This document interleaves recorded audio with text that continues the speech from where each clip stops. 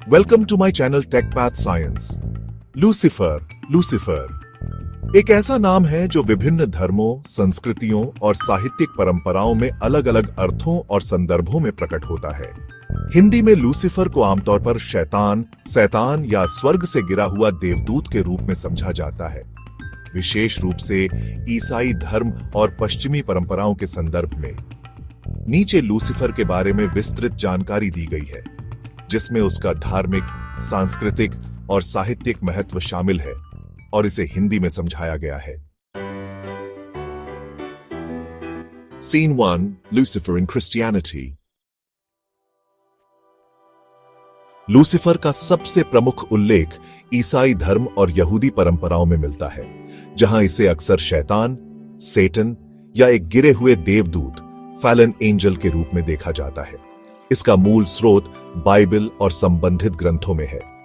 Lucifer Latin शब्द Lucifer से आया है, जिसका अर्थ है प्रकाश लाने वाला, लाइट ब्रिंगर या सुबह का तारा, मॉर्निंग स्टार। यह शब्द मूल रूप से ग्रह शुक्र, वीनस को संदर्भित करता था, जो सुबह के समय चमकता है। लूसीफर का सबसे महत्वपूर्ण उल्लेख बाइबल के पुराने नियम, ओल्ड टेस्टामेंट में यशायाह, आइज़ाया द 14th of December 15 में मिलता है, जहां एक शक्तिशाली प्राणी का वर्णन है जो स्वर्ग से गिरा दिया गया। हे भोर के तारे, हे लूसीफर, तू आकाश से कैसे गिरा? तू जो जातियों को कमजोर करता था, कैसे काट डाला गया? हिंदी बाइबल यशायाह 14:12। इस छंद को ईसाई परंपरा में शैतान के पतन के रूप में व्याख्या किया गया, जो कभी ईश्वर का प्रिय देवदूत था, लेकिन अभिमान और विद्रोह के कारण स्वर्ग से निकाल दिया गया। ईसाई धर्म में लूसीफर को शैतान या डेविल के साथ जोड़ा जाता है। माना जाता है कि वह एक महादूत आर्कएंजल था, जिसका नाम संभवतः सैमुएल या हेलेल था। उसने ईश्वर के खिलाफ विद्रोह किया, क्योंकि वह स्वयं को ईश्वर के समान मानता था। इसके परिणाम स्वरूप उसे और उसके अनुयायी देवदूतों को स्वर्ग से निष्कासित कर दिया गया और वह नरक, हेल का शासक बन गया। लूसीफर को अक्सर एक अत्यंत सुंदर, बुद्धिमान और शक्तिशाली प्राणी के रूप में चित्रित किया जाता है, जो अपनी स्वतंत्र इच्छा और अभिमान के कारण पतन का शिकार हुआ। वह प्रलोभन, छल और बुराई का प्रतीक माना जाता है। यहूदी परंपरा में लूसीफर को शैतान के रूप में नहीं देखा जाता। यशायाह 14:12 का लूसीफर बेबीलोन के राजा, किंग ऑफ बेबीलोन के लिए एक रूपक, मेटाफोर है, जो अपनी शक्ति और गर्व के कारण पतन का शिकार हुआ। यहां लूसीफर का कोई स्वतंत्र दैवीय या शैतानी व्यक्तित्व नहीं है। यहूदी धर्म में शैतान, सेटन को ईश्वर का विरोधी नहीं, बल्कि एक अभियोजक, प्रोसिक्यूटर या परीक्षक, टेस्टर के रूप में देखा जाता है, जो ईश्वर की आज्ञा से मनुष्यों की आस्था की परीक्षा लेता है। उदाहरण के लिए अय्यूब की कहानी। इस्लाम में लूसीफर का कोई सीधा उल्लेख नहीं है, लेकिन उसका समकक्ष इब्लीस के रूप में देखा जा सकता है। कुरान के अनुसार इब्लीस एक जिन्न था। कुछ व्याख्याओं में उसे देवदूत माना जाता है, जिसने एडम को सजदा करने से इनकार कर दिया, क्योंकि वह स्वयं को श्रेष्ठ मानता था। इसके परिणाम स्वरूप उसे ईश्वर अल्लाह ने निष्कासित कर दिया और वह शैतान बन गया, जो मनुष्यों को बहकाने का कार्य करता है। कुरान में इब्लीस की कहानी सूरह अल-बकरा 2:34, सूरह अल-अराफ जुलाई 11th 18 आदि में वर्णित है। लूसीफर का चरित्र केवल धार्मिक ग्रंथों तक सीमित नहीं है। यह पश्चिमी साहित्य, कला और लोकप्रिय संस्कृति में एक जटिल और आकर्षक प्रतीक के रूप में उभरा है। जॉन मिल्टन का पैराडाइज लॉस्ट 17वीं सदी के इस महाकाव्य में लूसीफर, जो शैतान के रूप में चित्रित है, एक प्रमुख पात्र है। मिल्टन ने लूसीफर को एक जटिल, करिश्माई और विद्रोही चरित्र के रूप में दर्शाया है, जो ईश्वर के खिलाफ विद्रोह करता है। उसका प्रसिद्ध कथन, नरक में शासन करना स्वर्ग में सेवा करने से बेहतर है, better to reign in hell than serve in heaven, Lucifer को स्वतंत्रता और व्यक्तिवाद का प्रतीक बनाता है। डांटे का इन्फर्नो, डांटे की डिवाइन कॉमेडी में लूसीफर को नरक के सबसे निचले स्तर पर दर्शाया गया है, जहां वह एक विशाल, भयानक प्राणी है, जो 3 चेहरों के साथ बर्फ में फंसा हुआ है। यहां वह बुराई और विश्वासघात का प्रतीक है। आधुनिक साहित्य, लूसीफर को आधुनिक लेखकों ने विभिन्न रूपों में चित्रित किया है। कभी एक दुखद नायक, ट्रैजिक हीरो के रूप में, तो कभी एक स्वतंत्र विचारक के रूप में। फिल्में और टीवी सीरियल लूसीफर को कई फिल्मों और टीवी शो में दर्शाया गया है। उदाहरण के लिए टीवी सीरियल लूसीफर 2016 से 2021 में लूसीफर मॉर्निंग स्टार को एक आकर्षक, मानवीय और हास्यप्रद चरित्र के रूप में दिखाया गया है, जो नरक का शासक होने के बावजूद मानवता के प्रति सहानुभूति रखता है। संगीत और कला लूसीफर का चित्रण पश्चिमी कला में भी व्यापक है, जहां उसे कभी एक सुंदर देवदूत के रूप में तो कभी एक भयानक राक्षस के रूप में दर्शाया गया है। रॉक और मेटल संगीत में लूसीफर को अक्सर विद्रोह और स्वतंत्रता के प्रतीक के रूप में उभारा जाता है। खेल और कॉमिक्स लूसीफर का चरित्र वीडियो गेम्स जैसे डांटेज इन्फर्नो और कॉमिक्स जैसे नील गैमन की द सैंडमैन सीरीज में भी दिखाई देता है।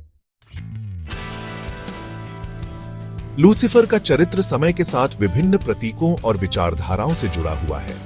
विद्रोह और स्वतंत्रता लूसीफर को अक्सर सत्ता के खिलाफ विद्रोह और व्यक्तिगत स्वतंत्रता के प्रतीक के रूप में देखा जाता है।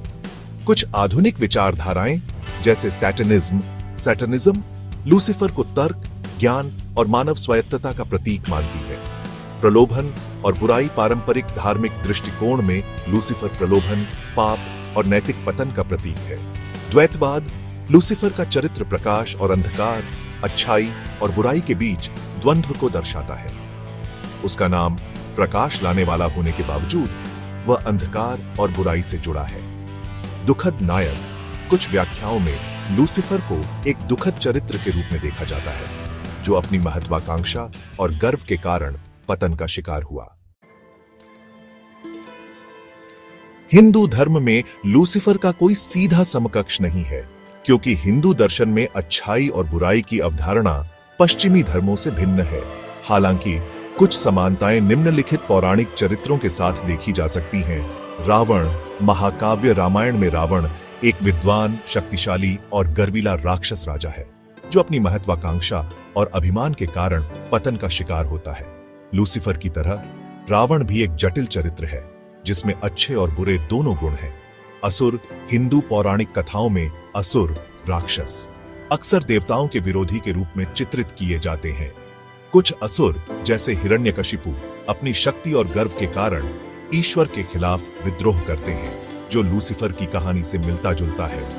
काली युग का प्रभाव हिंदू धर्म में बुराई को किसी एक प्राणी से जोड़ने के बजाय इसे काल, समय और मानव स्वभाव के पतन से जोड़ा जाता है।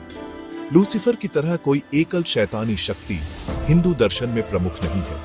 हालांकि लूसीफर की अवधारणा भारत में मुख्य रूप से पश्चिमी साहित्य, फिल्मों और ईसाई धर्म के प्रभाव के माध्यम से ही जानी जाती है।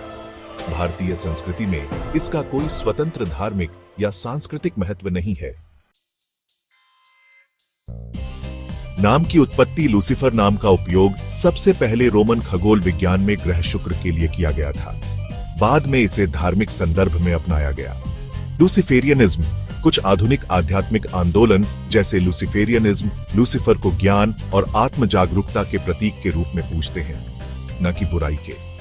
खगोलीय संदर्भ खगोल विज्ञान में लूसीफर अभी भी ग्रह शुक्र के लिए एक काव्यात्मक नाम है, जो सुबह और शाम के समय दिखाई देता है।